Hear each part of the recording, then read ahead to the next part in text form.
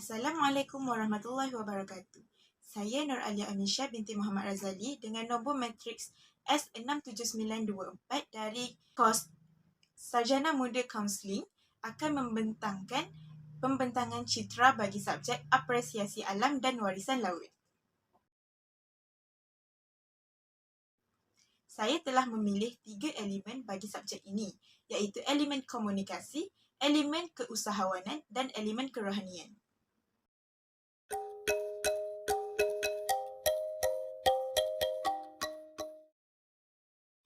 Bagi elemen komunikasi, aktiviti pertama yang telah saya sertai ialah aktiviti pemantapan imej dan keterampilan diri Beautify Your Finance. Aktiviti ini telah dijalankan pada 15 hari bulan Disember sehingga 19 Disember 2022. Aktiviti ini berjalan dari jam 5 petang hingga 10.30 malam. Aktiviti ini dijalankan di Kompleks Kuliah Pusat UMT dan merupakan anjuran daripada AKPK.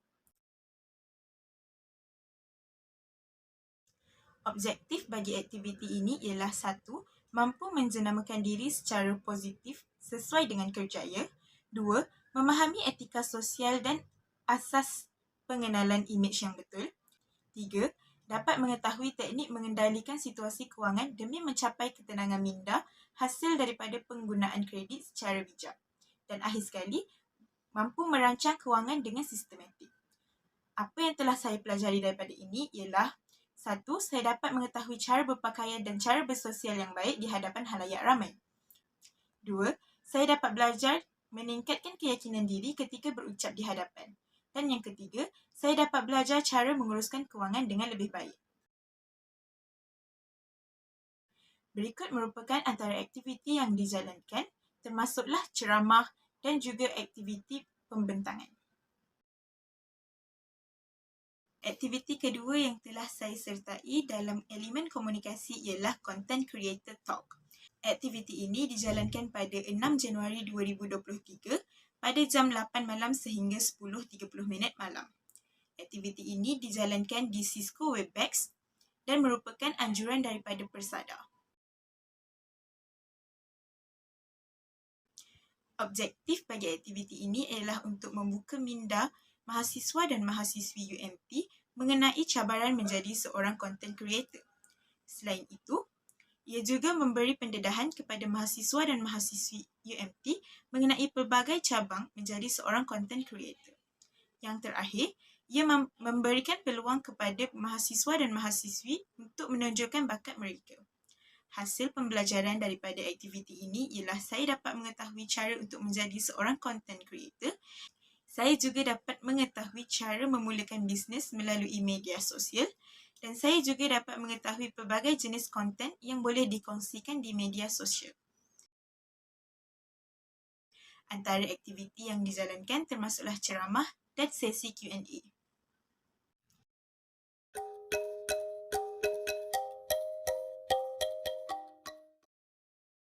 Aktiviti pertama bagi elemen ini ialah program Bicara Santai Salam Keluk-Keluk Penternakan Satu Keusahawanan yang Unik. Aktiviti ini telah dijalankan pada 30 November 2022. Aktiviti ini dijalankan pada jam 8.30 malam hingga 10 malam.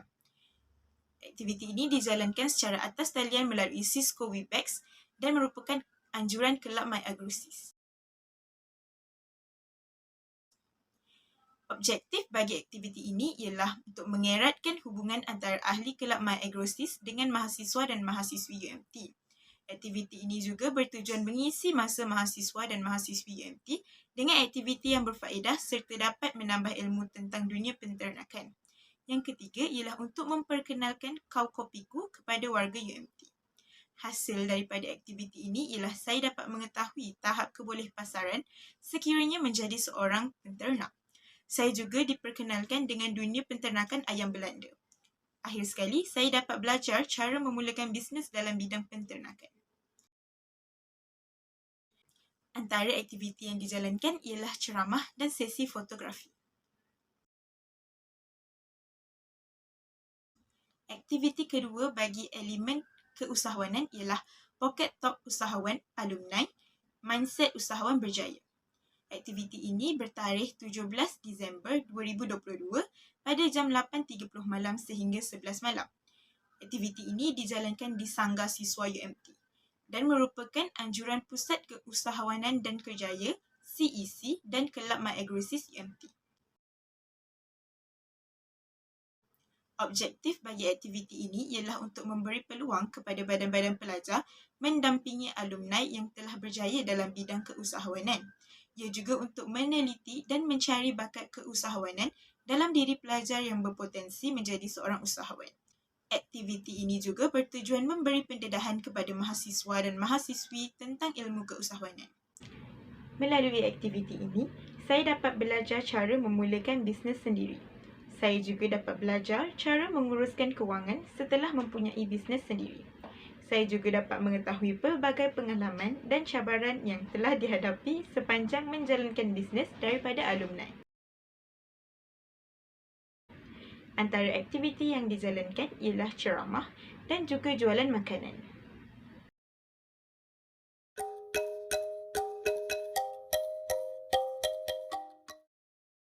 Aktiviti pertama yang telah saya sertai ialah aktiviti muhasabah Islah Diri Demi Insan Rabbani. Aktiviti ini dijalankan pada 15 Disember 2022 selepas solat maghrib.